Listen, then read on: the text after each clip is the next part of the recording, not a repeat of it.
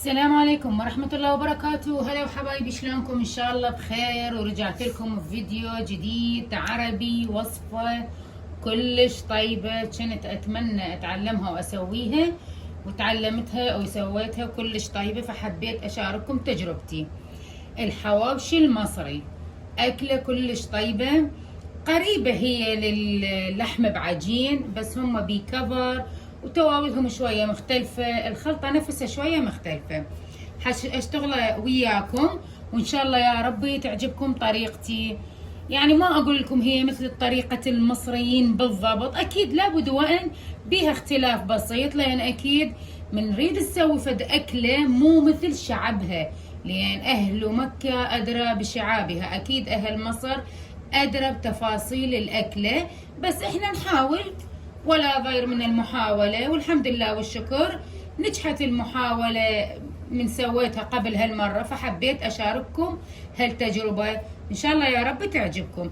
ندخل على المكونات. العفو. مكونات أي عجينة بسيطة نسويها. عندنا هنا 4 كواب طحين، هذا الحجم، قصدت أخلي لكم الحجم عند أشوفكم إياه، أنتم بكيفكم. تمام، أنا أقدر أستخدم من غير مقادير، بس قلت على مود اللي تريد الطريقة مضبوطة 100% أسوي وياها بالمقادير. تمام، هذا عندي الكوب اللي استخدمته بالطحين، هذا هو الطحين اللي استخدمته. عندي هنا ربع كوب من الحليب الباودر، هذا راح استخدمه. وعندي هنا مثل ما تشوفون كيس من الخميرة الفورية، تطلع تقريبا خاشوقة وشوية من الأكل، خاشوقة أكل، خميرة فورية. العفو، أقول العفو. هذه هسه أضيفها، أنا متأكدة من هذه الخميرة مالتي وكلش زينة وتشتغل وتنطي مفعول، فلذلك ما راح أسوي لها تيست، مجرد أفتحها وأخليها ويا الطحين. هنا أنا عندي نص ملعقة سكر، مو هواية، على مود تفاعل الخميرة. وهذه عندي هنا شوية رشة ملح يعادل لنا السكر اللي خليته مع السنة عن الرسول عليه أفضل الصلاة والسلام. وعندي هنا نص كوب من الزيت. كلها هذه المواد خليتها، بنتي بصف وجاي تغني، لا تخلون بالكم ينهم. هنا عندي هاي إضافة من عندي بصراحة، خليت هيك يعني تقريبا نص ملعقة من البيكنج باودر فقط لا أكثر. وهسه شو أسوي؟ أبلش أعجن بيها مثل ما تشوفون. راح أبلش بالبداية بس مجرد أخلط المواد، هاي مثل ما تشوفون.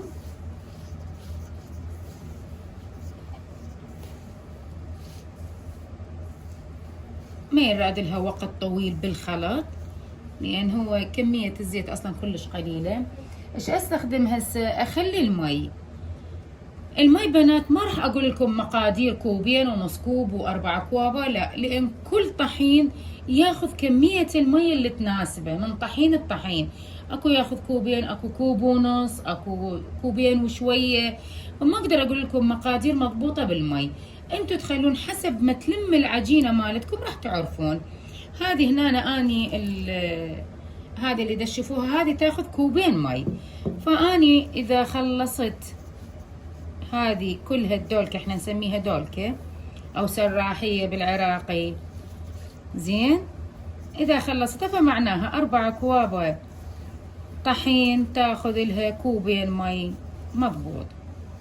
هذا هنا الطحين اسمه الفاخر بالعراقي، يعني هنا بالعراق متوفر، واكيد بدول عربية او خليجية متوفر، فاذا اخذ لي هذه الكوبين فاعتمدوه. أنا خصوصا بسالفة المي ما أقدر أقول لكم المقادير المضبوطة، لأن قلت لكم كل طحين إلى مقاديره.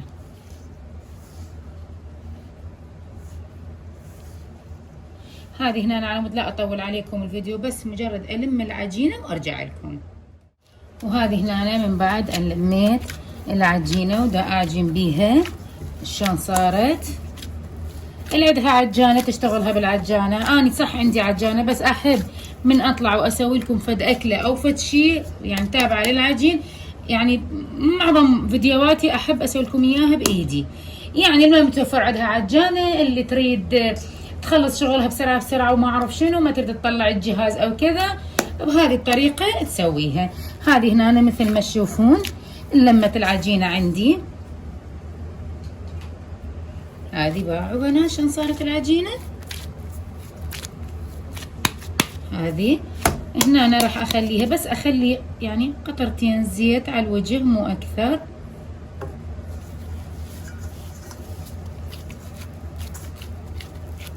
هذه هنا أنا راح أتركها بمكان دافي إلى أن تختمر، ما بين أبلش أشتغل بحشوة الحواوشي. بنات استخدمت 1.5 كوب مي فقط، هذا اللي بقى عندي من المي. ف4 أكواب طحين استخدمت لها 1.5 كوب مي، هذا الحجم. فأنتوا أي كوب عندكم المقدار نفسه استخدموه للمي. تمام. تقدروا وياي أرجع لكم تحضير الحشوة. وهنا أنا بلشت أحضر الحشوة مالت الحواوشي المصري. تمام. عندي هنا أنا نص كيلو لحم تقريبا، نص كيلو لحم، هو نص كيلو لحم. وعندي هذه الخضرة مالته، هم يضيفوا له طماطة ومعدنوس او كرفس، فلفل بارد وحار شوية. عندي هنا أنا كم فص ثوم. تمام. وبصل راسين كبار. وهذه التوابل مالت الحواوشي، عندي ثوم باودر، بصل باودر، فلفل اسود، بابريكا، ملح، زنجبيل. هم يضيفون بعض بهارات خاصة باللحم والكمون. احنا بصراحة يعني ما هالقد نستسيغ شوية الكمون ويا اللحم، فما ضفته. والبهارات مالت اللحم ما ضفتها لان احنا ما نخلي وياها بصراحة، فحبيت اكتفي بهذه التوابل. هسه راح اروح اخلط ذولا، اثرمهم وارجع وياكم، انتظروني. وهسه حبايب من بعد ان خلطت الخضروات، تمام، راح اخلي اللحم هذا اخليه وياه.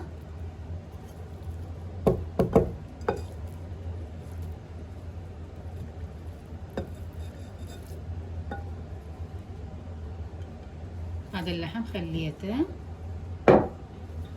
وهذه التوابل كلها اخليها دفعة واحدة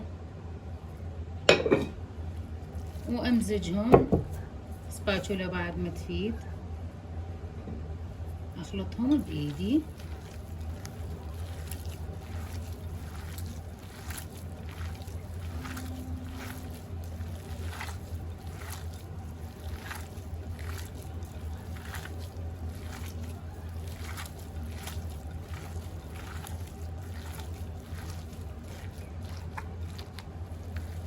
طبعا انا من بعد ان ثرمت الخضروات صفيتهم، لان ما اريد يبقى مي هوايه وبعدين من احشي الحواوشي مالتي يقوم يطلع مي او فتشي.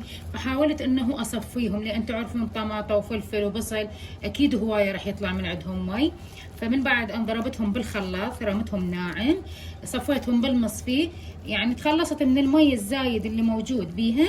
وهذه مثل ما تشوفون هذه الخلطه او الحشوه صارت عندي. بس خل اخلطها زين على مود اخلي اللحم ياخذ من التتبيله والخضروات كلها.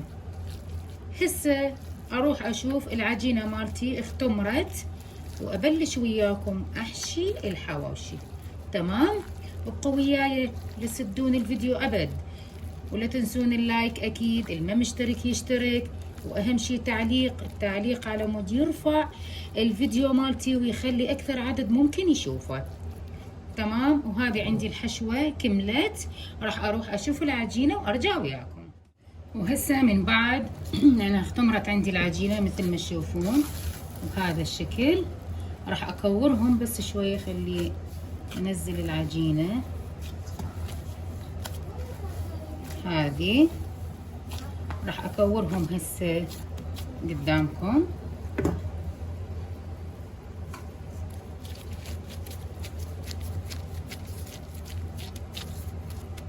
هذه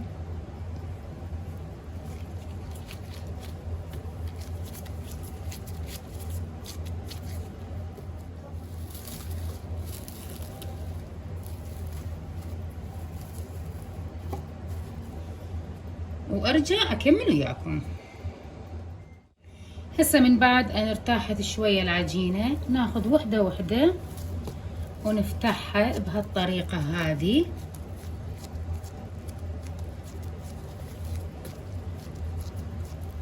شوفوا العجينة شلون صارت طرية وهشة، اكيد من تستوي تصير بعد اطيب وارتب. شي يسوون؟ ياخذون جزء من الحشوة ويلفوها بهذه الطريقة.